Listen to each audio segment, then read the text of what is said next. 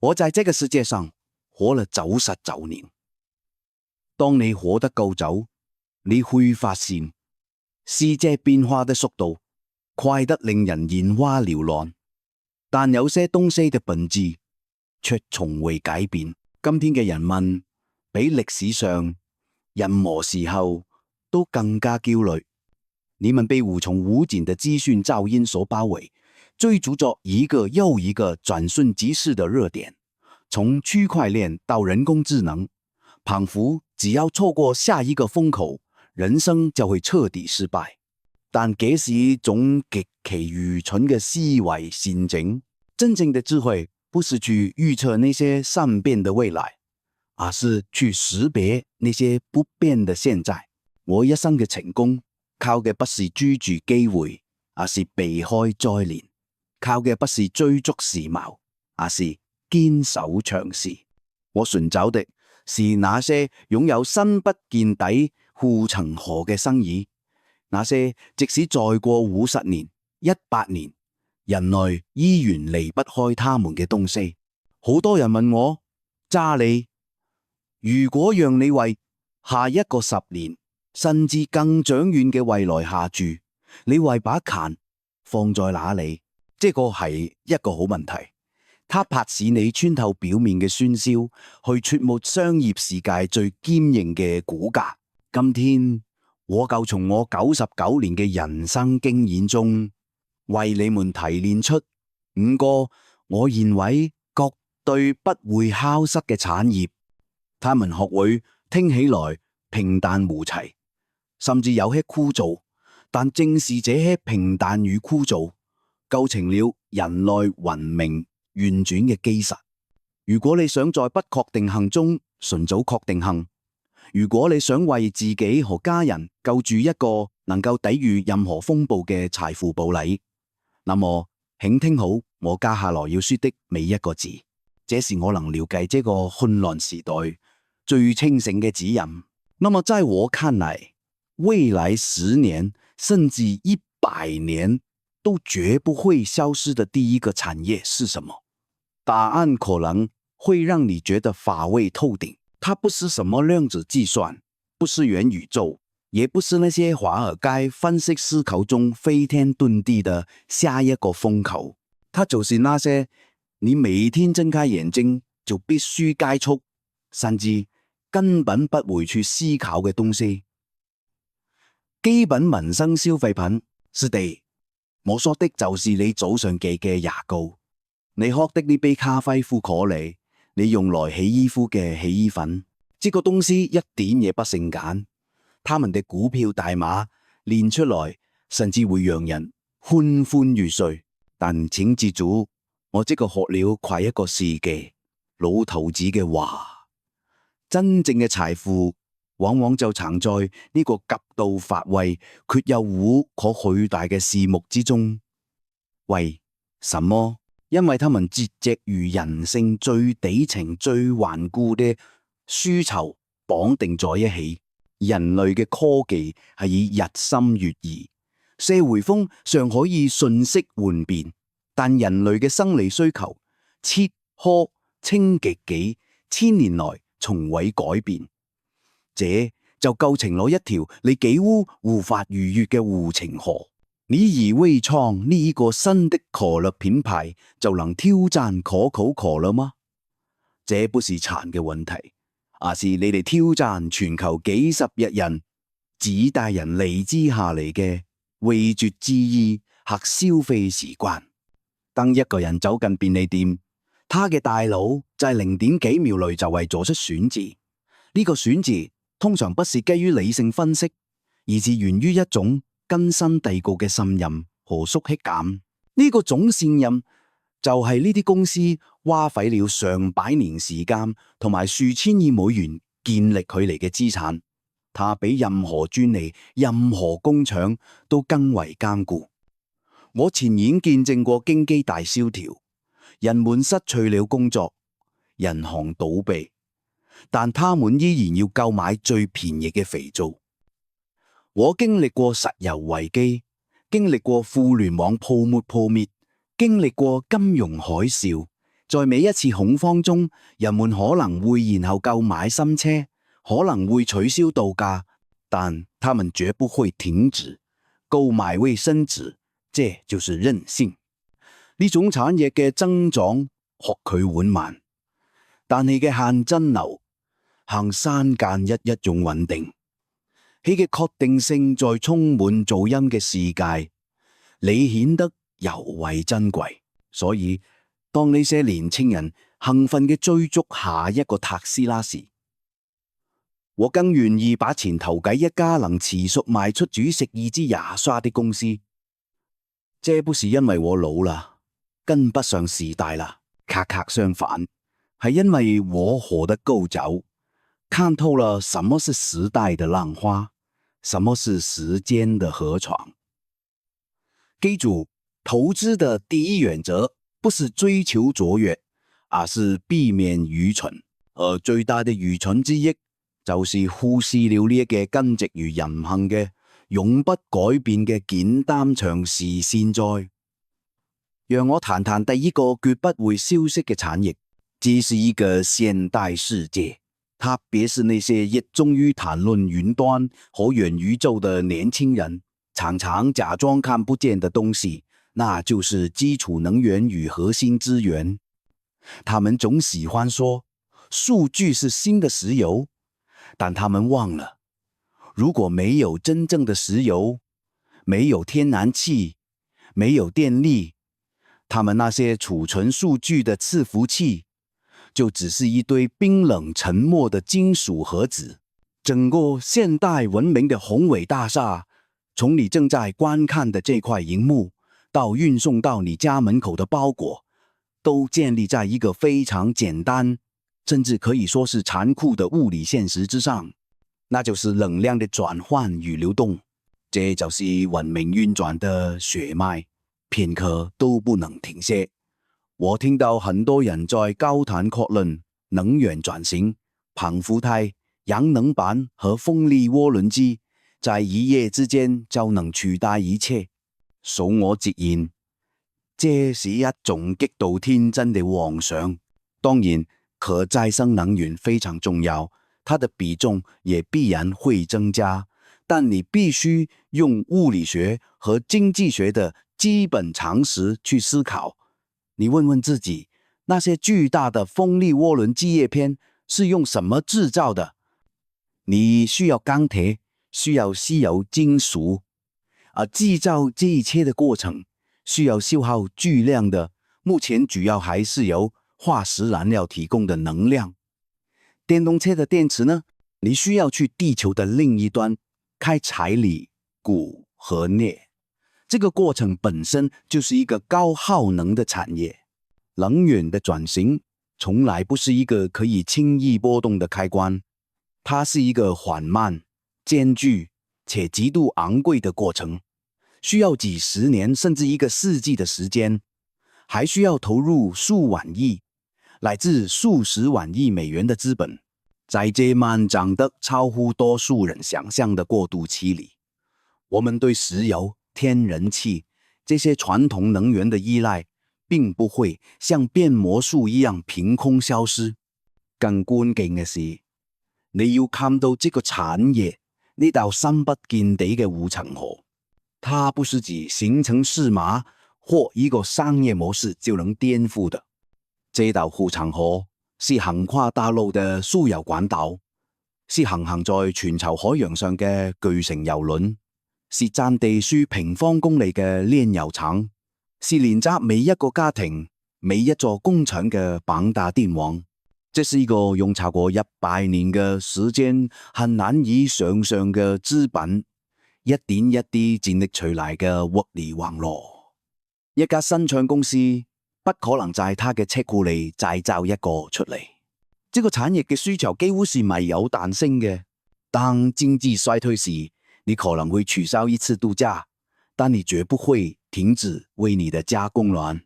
工廠也絕不會停止用電。熱力學定律遠比任何短期的市場趨勢都更加強大和持久。所以，當所有人都被那些光鮮亮麗的科技概念迷得神魂顛倒時，那個沉默的，通常很無聊的，為整個世界提供動力的基礎產業，卻依然是最堅固、最不可或缺的財富基石。它的核心地位在未來10年、20年，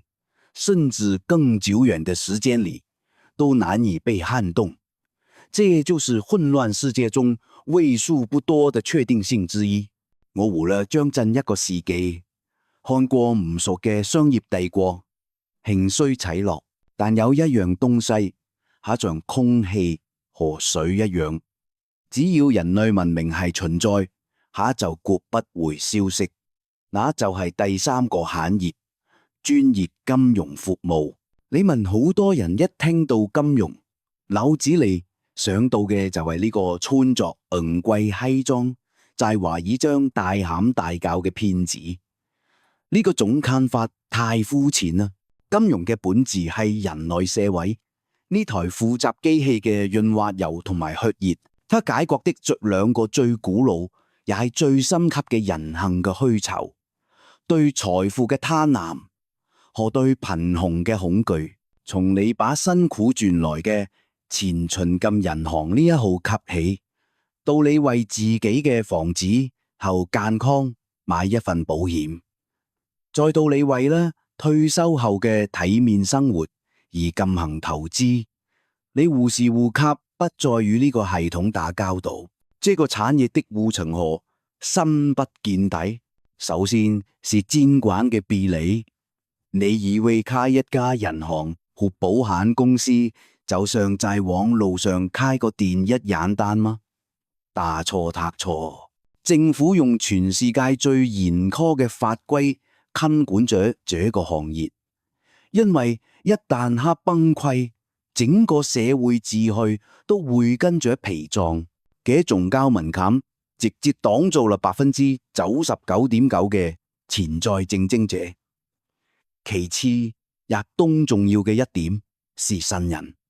信任係金融業唯一的貨幣。一家銀行之所以能存在上百年，不是因為它嘅大樓有多宏偉，係因為一代又一代嘅人相信把錢放在那裡係安全嘅。呢種信任嘅建立需要幾十甚至上百年嘅時間，但係摧毀它只需有一個謊言，一個醜聞。現在好多年，黑人對金融科技感到興奮，覺得呢些手機應用程式會顛覆一切。我告訴你，呢只是換咗一種更漂亮嘅方式嚟移動資金而嘅金融嘅核心功能，比如風險評估、資本配置、信用創造呢一啲複雜而其需要深刻人性洞察嘅工作，是演算法無法完全取代嘅。人類對財富、安全、增值和傳承嘅渴望係永恆嘅。只要呢種渴望存在一天，呢些能夠專業嘅、可靠嘅管理呢種渴望嘅機構就永遠有生意可做。他們係財富秩序嘅守護者，係運命運轉不可或缺嘅鐵。這個產業或許不會給你帶來10倍嘅爆炸性增長，但它提供的是一種穿越經濟周期嘅決定性。這個喺一個混亂嘅世界裏，比黃金還要珍貴。我活了快1個世紀，我看透了無數商業模式嘅起起落落，也見證了太多所謂嘅革命性技術轉瞬即逝。但有第4樣東西，佢嘅虛構基礎比地球本身還要堅固，那就係人類對健康嘅追求與對死亡嘅恐懼。這不是什麼商業趨勢，這是寫在我們基因裡的底層代碼，是任何時代都無法消除的本能。這就是醫療、健康與生命科學產業。這個產業的需求具有絕對的剛性。你可以不在乎下一季嘅時尚潮流，你可以推遲更換你嘅汽車，甚至可以縮減你嘅人事開銷，但係都慳人躺在病床上時，你絕不會跟醫生討價還價，你絕不會跟一顆心臟腫瘤說等等再處理。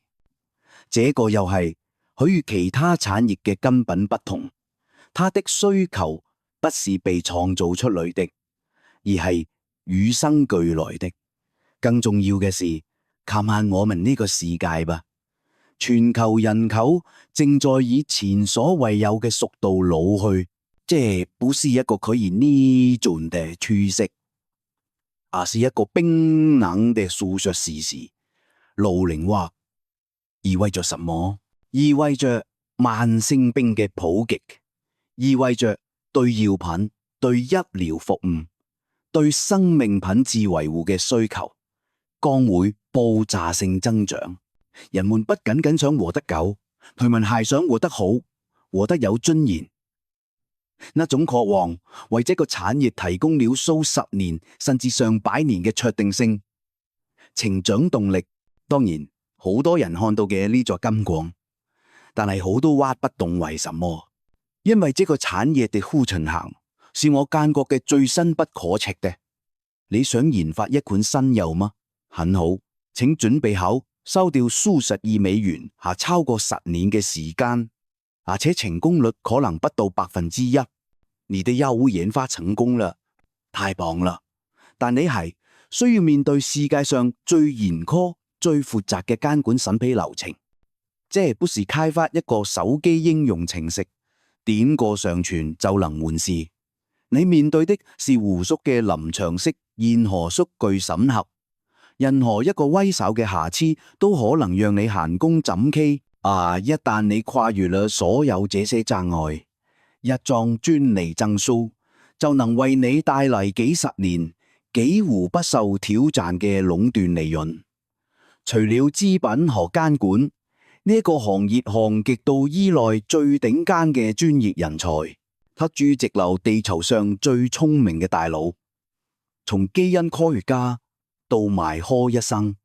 呢一支事本身就係一道普通人無法逾越嘅別離。巨大嘅研發投入，嚴格嘅監管審批，堅固嘅專利保護，以及對頂級人才嘅依賴，呢一啲因素疊加咗一起，構造了一條任何心近者都難以撼動嘅護城河。這是一個永遠與人類命運緊緊綁定嘅產業，它解決嘅是人類最根本嘅痛苦，提供嘅是人類最根本嘅希望。投資它就係投資於人性中最不可動搖嘅需求。現在我來談談第5個，也是最後一個看似乏味卻堅如磐石的領域，這就是支撐我們整個文明運轉的無形質量基礎設施與公共事業。你們這些年輕人總是被那些閃閃發光嘅科技公司所迷惑，卻忘了問一個最基本嘅問題：如果停電了，你呢台最先進嘅 AI 伺服器還剩下什麼價值？它只不過是一塊昂貴的真紙。這就係基礎設施嘅力量，是現代社會真正不可動搖嘅基石。電力、水務、交通網絡、通訊基站，這些東西不性感，它們不會出現在財經雜誌的封面上，也很少有人會在晚宴上吹噓自己投資了本地的電力公司，但它們是現代社會的骨架，是我們習以為常的一切便利的先決條件。他們的護城河不是靠什麼神秘的演算法或品牌忠誠度，而是靠物理定律、資本規模和政府特許。你不可能在一個城市裏隨便再建一張電網，那需要天文數字嘅初始投資，而且政府也不會完稅。即就是自然壟斷，是經濟學中最堅固嘅護城河之一。這些公司的資產壽命極長，一座水壩、一條鐵路、一條輸油管可以用上一個世紀。他們不追求爆炸性的增長，他們追求的是穩定，是可預測性。他們提供的現金流就像一條永不枯竭的河流，緩慢但極其可靠。在政治衰退時，人民可能會燒賣一件奢侈品，可能會推遲翻新車，但他們絕不會停止用水用電，絕不會停止使用道路和橋樑，因為這服務是社會正常運轉嘅命脈。一旦停止運作，整個社會就會陷入癱瘓和巨大嘅混亂。所以，無論科技如何演進，社會對呢一家永不關閉嘅基礎服務需求將永遠存在。事實上，科技越進步，對基礎設施嘅要求就越高，而不是越低。電動車需要更強大嘅電網，5G 和物聯網需要更密集嘅通訊基站，全球貿易需要更高效嘅港口與鐵路。需求只會隨住文明嘅發展不斷擴大與升級。投資這產業需要幾大嘅耐心。你不會一夜暴富，但你會睡得很安穩，因為你投資的不是一家稍縱即逝的公司，你投資的是文明本身賴以存續的知識。這是一種樸素卻極其深刻嘅智慧，是真正穿越時間週期嘅選擇。回顧我所說的這5個產業，你會發現一個共同點，他們或許枯燥甚至乏味，但他們都植根於人性最深處的需求，是文明運轉不可或缺的齒輪。我今天想告訴你的，遠不止是個可以投資嘅領域，呢個背後隱藏的是一種穿越時間、洞察本質嘅思維模式。呢個才是我99年人生中最寶貴嘅財富。在這個充滿噪音、很誘惑嘅世界裏，人們總在追逐下一個風口、下一個暴富神話，而真正嘅智慧恰恰相反，它在於尋找呢些簡單、艱人且永遠不會被淘汰嘅事物。這個好難，因為它要求你具備極度嘅耐心，去忍受長期嘅平淡，它要求你具備嚴格嘅紀律，去抵抗一夜暴富嘅誘惑。它要求你對商業嘅基本面有咗近乎苛刻嘅深刻理解。但係最重要嘅一點，又係我一生信奉嘅原則，是你不需學會選擇不做什麼。你嘅決斷力，更多地睇現在你居住了多少個看似光鮮嘅機會，而不是駐足了多少學會對短期往日疏忽，學話分避呢啲讓你心浮氣躁嘅市場噪音，把你有限嘅生命和精力，像一位吝嗇的守財奴一樣，整整投入到呢些擁有深厚護城河和永恆價值嘅領域。最終你會明白，我所說的呢一切早已超越了財富本身，它是一種人生哲學，它指引我們